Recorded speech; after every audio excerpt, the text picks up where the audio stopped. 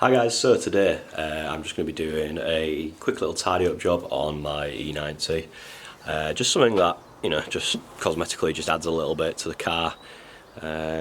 Just tidies it up a little bit. So I'll show you what I'm doing. So this is the rear wheels. Excuse the state of the car, please. It's perks of living in the countryside. So as you can see, it's quite rusty inside of there. Just see if you can. Might be a bit dark. Bit rusty on the hubs and the caliper itself. So I did the fronts the other week. Let's show you a bit more room around this side. You see, nice bright silver, just nothing fancy, nothing flashy, just nice bright silver. Just add something. Please excuse the state of the wheels, they need refurbing, but just when you're looking from a distance, it's a nice clean look as compared to, say, this side. You might be able to see a bit more. Just dark and dingy in there, so we're just going to brighten it up. So we've got some jack stands, axle stands, whichever one you want to call them, a jack. I've got a Sealy 2.5 ton with it's got like the quick lift system at the back, 2 pistons, just helps it, lift it a bit quicker. We've got all our paint and equipment and stuff, breaker bar for the wheels.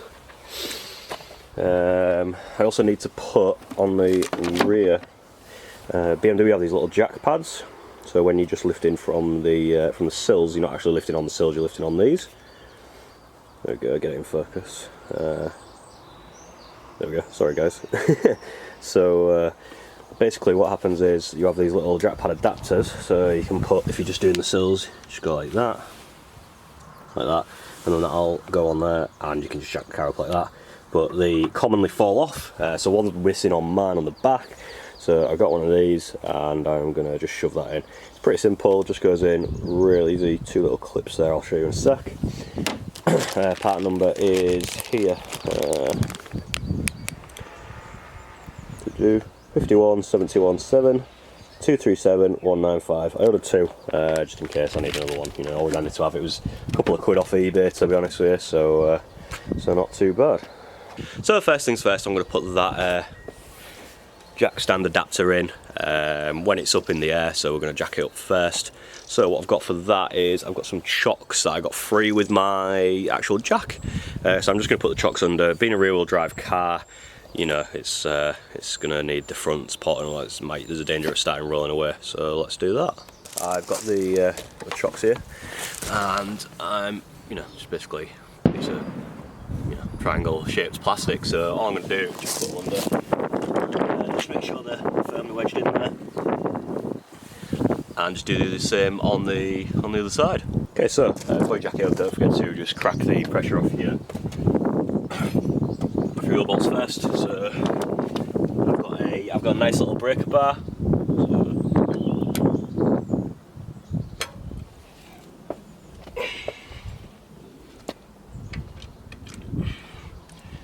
Put your locking wheel nut somewhere, you'll remember where it is. It's my second one.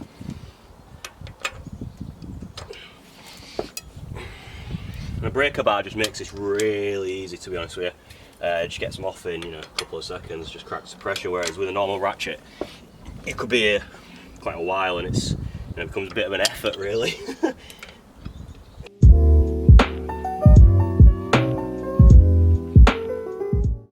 So on these E90s, the front jacking point, you've got a nice big like platform, and you can put your jack onto there and just jack away. Well, I'm really going to use the rear diff, so that is, if I just put this under here, somewhere right about, I don't know if you can see it on camera, right about here, a bit dark, but yeah. So we're going to put the jack under there and we'll jack the car up.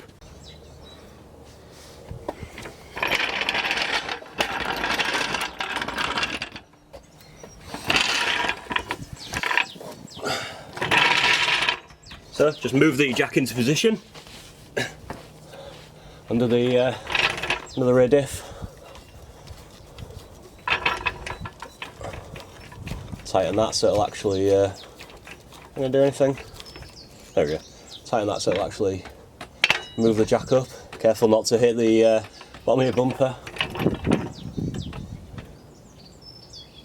Then get it in the centre of your jacking pad and you can just start jacking the car.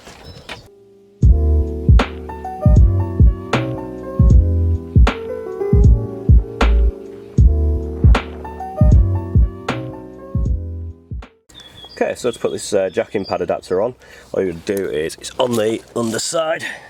Can you see it should be there? You can see the big central hole where the pin goes in, and just the two ones at the side. So that correlates to that, there, and the big central one. All you're going to do is just push it in. Okay, found the camera angle that works. It's good, it's always good.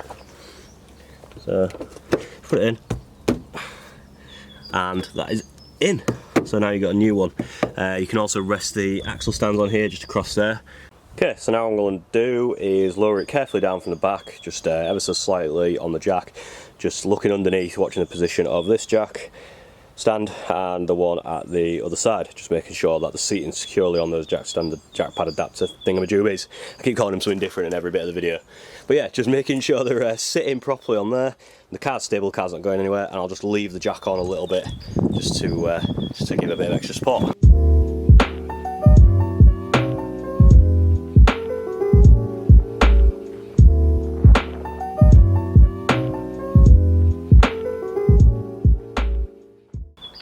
So, what I always do at this stage is just support the bottom of the wheel so it doesn't swing off like that and then it drops onto your heat shield. Just push it against with this foot. Then all the bolts are out.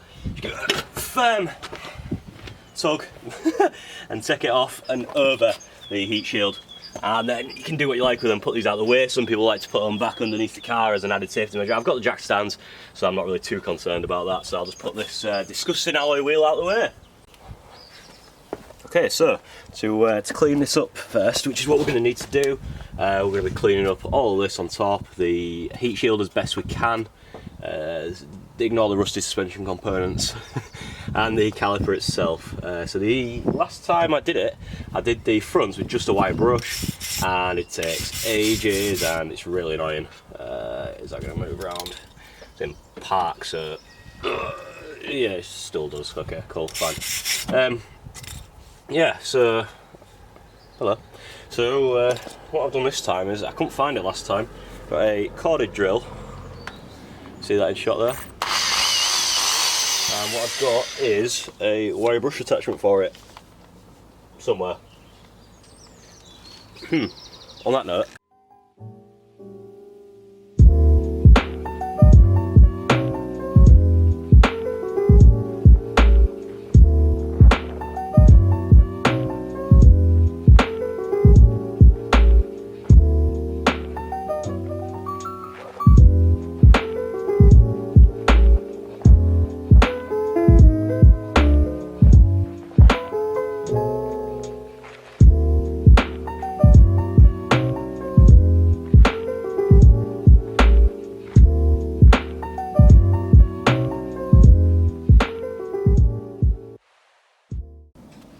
okay, so what I've got to clean it up is some, you can see that, Built Amber cleanser fluid. You can use anything like panel wipe, thinners, methylated spirits, you know, thinners, did I say that? Anything like that, just basically something that'll evaporate off, it'll degrease, won't leave any residue. So this is just what I had lying around, so that's why I'm using it. So just liberally spray it all over the area. Now, anything that's going to get painted, you want it covered.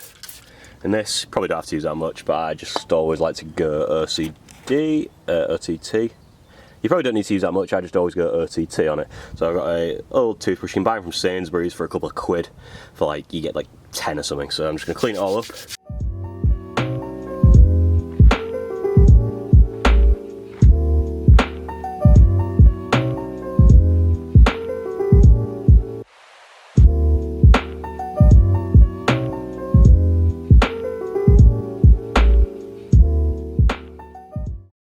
Okay guys, so I've managed to finally mask it all off. Although it looks like it takes a while, it's actually kind of worth it, you know, just to make sure you're getting it, perfect first time really.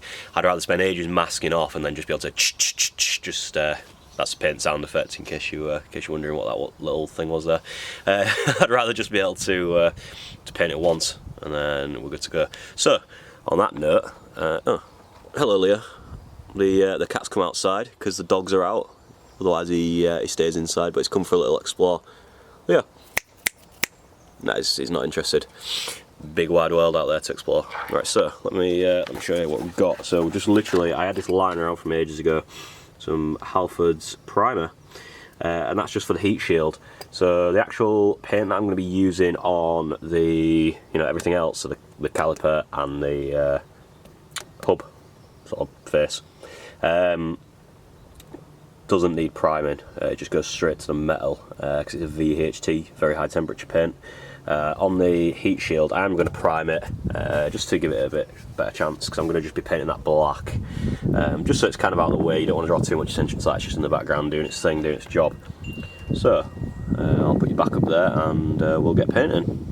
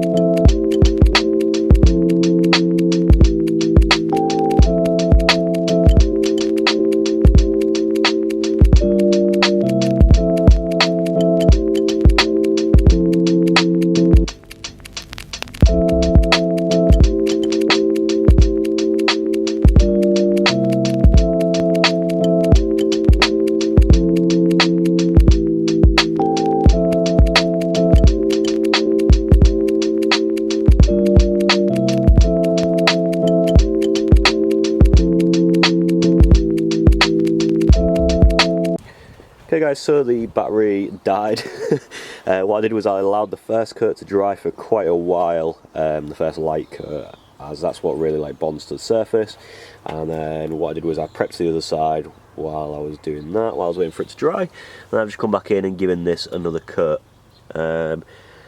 You get in what you get. No, let me say that right. You get out what you put in on these kind of jobs. So if you look really close up, it's still a little bit bumpy. However, when you're a couple of feet back and it's behind a wheel, it looks absolutely fine. So it looks perfect. If you had even more heavily corroded, undercarriage parts, you can, put a bit more time and effort into them. But, don't look too bad on the fronts. Like I say, especially from a few meters back. So yeah. Pretty happy with it so far. So I've dusted the other side heat shield. They've come around here. With a bit of primer, I've masked it off a bit better this time. And then what we're going to do is do one more coat of primer and then 3 coats of black, and then just do the disc as we've done on this side. So yeah. Okay guys, so I think it's going to start absolutely slinging it down soon, because England. So I've done the back on one side fully, it's dry, I've taken the tape off, I'll show you guys in a sec. I just need to put the wheel back on. Then I've just applied the first coat to the other side of the VHT paint, and so yeah, that's nearly done. Just gotta wait for that to dry and then give it another light coat, light dust coat, wait for that to dry, get the wheel back on, and then yeah, looking good. So this is how it looks at this side now with the tape off. So again, looks pretty good from a distance. If you do get in a bit closer, like I say, it's a bit bumpy on here where I just didn't clean it up 100%. But again, from a bit back, it's not too bad. Don't worry about the actual braking surface of the disc. That's going to come straight off. It did it on the front as well, and now you can see, again, pardon the state of the wheels, you can see there's a sort of perfect partition there where the just where the actual braking surface has cleaned itself up. Looks great. So just be sensible on your brakes and you'll be fine. Okay, so I'm just going to grab the wheel, put it all back on this side, and we're good.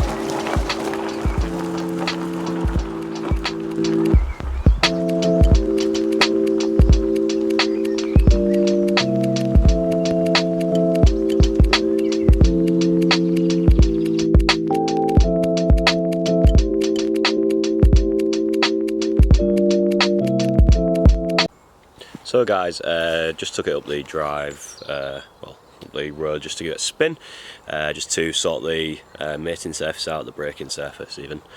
So, just have a look there and you'll see that it is sorted itself out. The rear discs were pretty corroded anyway, so to be honest they do have a bit of a funny texture to them, but through the wheel that looks a lot better. Now this surface just here, the hub, the mating surface is actually bigger than, you know, the mating surface of the alloy, whereas on the front it's pretty close, like that much off, whereas on this it's definitely noticeable, so you can just see a little bit, but I don't want to risk it putting any paint on there. Just want to keep it safe. But yeah, overall looks pretty good. Let me just show you on the other side. There we go, and it's come off easy as that. There's no issue with it or anything. I did barely even fit, especially with the backs. The fronts are, you know, I've got the heavier bias on them, so didn't even really feel anything weird out of the ordinary. So yeah. So you know, let me know if this video was helpful for you. If you can, you know, I'm still a new channel. If you can like and subscribe, that would be much appreciated, guys. I would really appreciate that. And hopefully hopefully you won't too bored through this, and I'll keep bringing you semi-interesting content a couple of times a month. Alright, thanks guys.